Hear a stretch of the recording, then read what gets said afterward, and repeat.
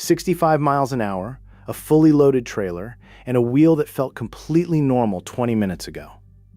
That's the exact moment a wheel-bearing failure usually announces itself, not with a warning, but with a thin trail of smoke in the rearview mirror, followed within seconds by flame. Every year, trailers catch fire on the highway this exact way, not from an engine, not from electrical wiring, but from a wheel bearing that ran dry, overheated, and got hot enough to ignite the grease still packed around it.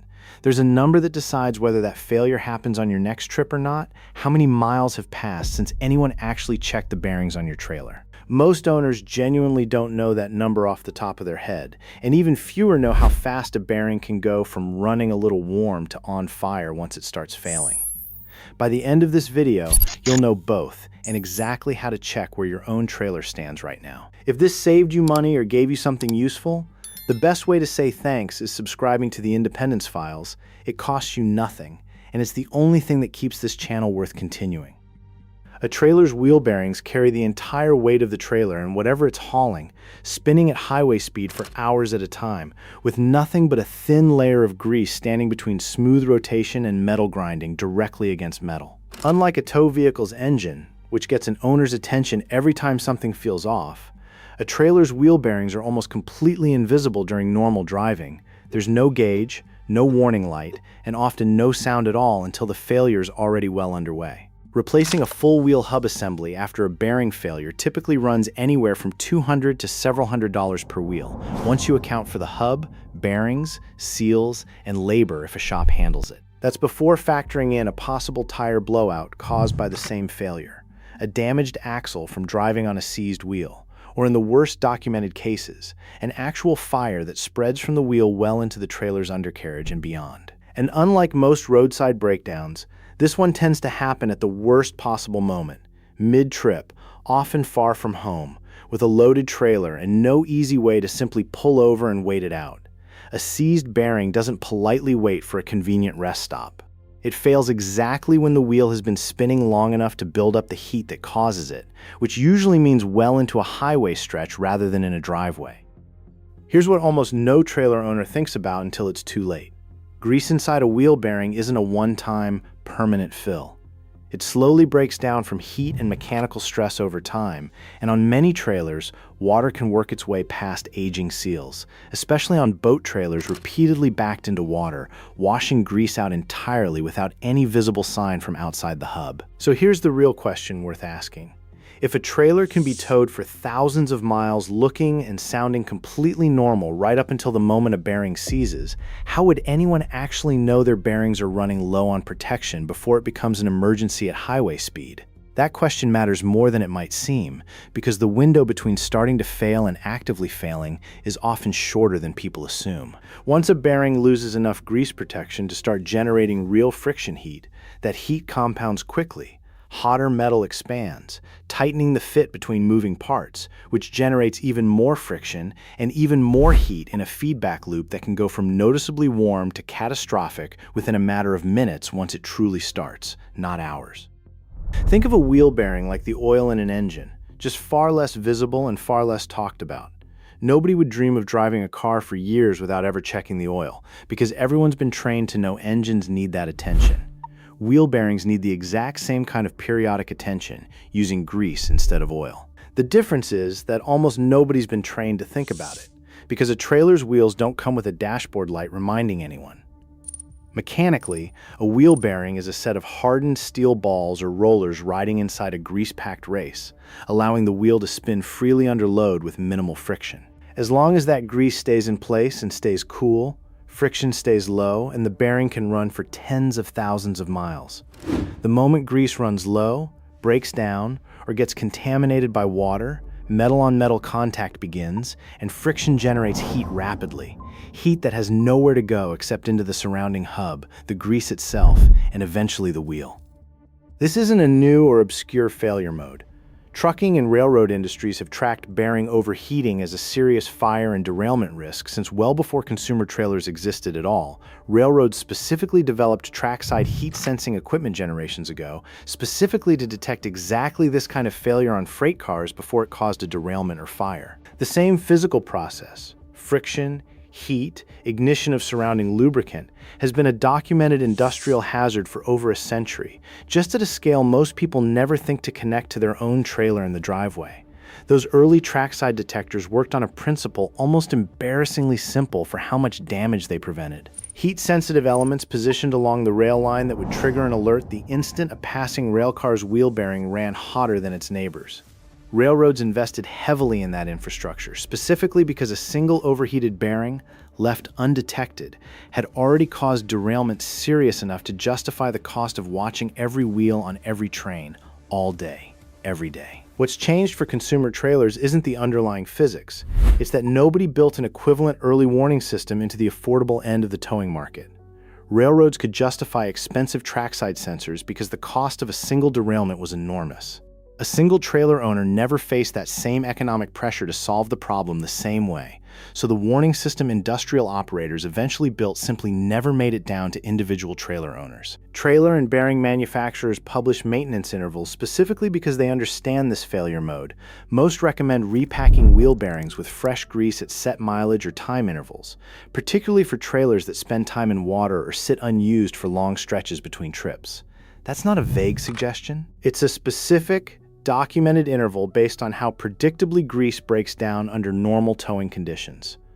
Owners in towing and RV communities who've had a bearing fail on the road report a strikingly consistent pattern. Almost none of them had ever repacked the bearings, and most had no idea it was something that needed doing on a schedule at all. Many assumed, incorrectly, that wheel bearings were a lasts forever component that never needed attention unless something already felt wrong. Several of those same accounts describe noticing something only seconds before the failure became serious. A faint burning smell, a slight pull to one side, a wheel that looked ever so slightly different than the others, small signs that, in hindsight, had already been building for miles before anyone recognized them as a warning rather than just road noise. 3 separate threads, all pointing the same direction. A century of industrial precedent treating bearing overheating as a serious fire risk, specific manufacturer-published maintenance intervals, and a consistent real-world pattern among owners who've experienced a failure firsthand. That's convergent evidence, not a single isolated warning. Keep that minutes, not hours warning from earlier in mind.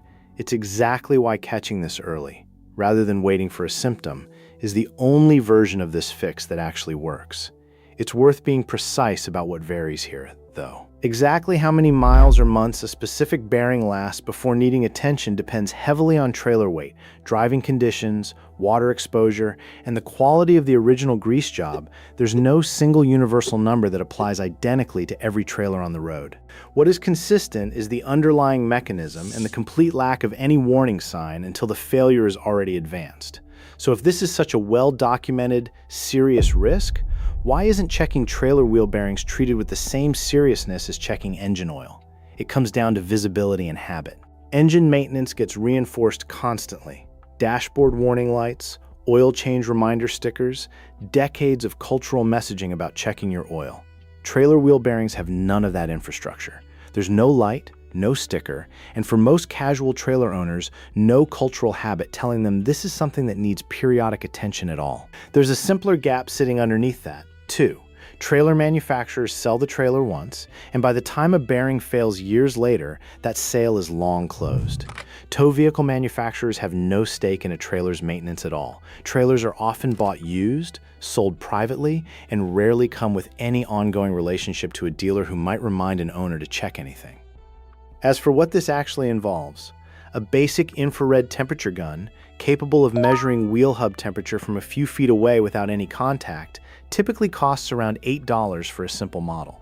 Checking hub temperature after a stretch of highway driving, comparing one wheel against the others on the same trailer, reveals a bearing running hotter than its neighbors long before it's anywhere close to seizing or igniting, since a failing bearing generates measurably more friction heat well before total failure.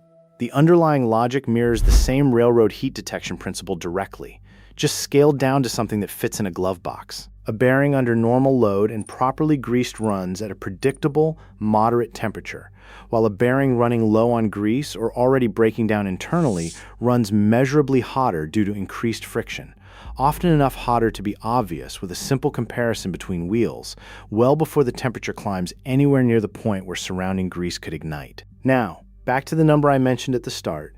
The gap between now and the last time anyone actually repacked or even checked your trailer's bearings.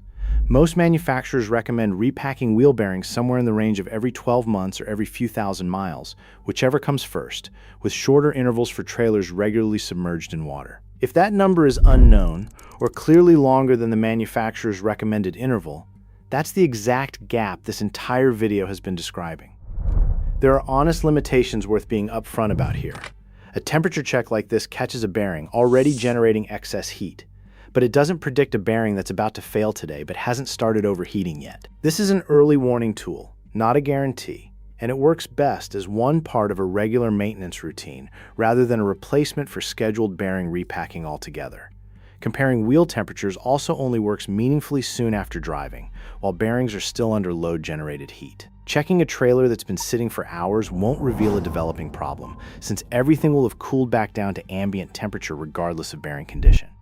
Trailers that spend significant time backed into water, particularly boat trailers, face a faster timeline than this general guidance suggests, since water intrusion past aging seals can wash out grease far quicker than normal highway use alone would ever cause. Trailer weight matters too, and it's easy to underestimate. A heavily loaded trailer puts significantly more sustained load on each bearing than the same trailer running empty, which means a fully packed cargo trailer or a loaded boat trailer stresses its bearings more per mile than a lightly loaded one. A maintenance interval that's perfectly adequate for occasional light use may not hold up the same way for a trailer that's routinely loaded near its rated capacity. This isn't a substitute for scheduled bearing maintenance, and it's not being presented as one. It catches a developing problem earlier than waiting for a total failure, nothing more and nothing less than that. Which loops back to where this started. The same principle, checking for excess heat as an early sign of a mechanical problem before it becomes a failure, applies just as directly to a tow vehicle's brakes or a trailer's tires, both of which generate the exact same kind of telltale heat signature long before a roadside failure actually happens. A trailer can look completely fine right up until the moment it isn't, and the only real difference between a routine stop to repack a bearing and a fire on the shoulder of a highway is whether anyone checked in time. If you've had a bearing fail on you before, or you're not sure when yours were last serviced, drop it in the comments below. I read all of them, and I'll do my best to help you figure out where to start.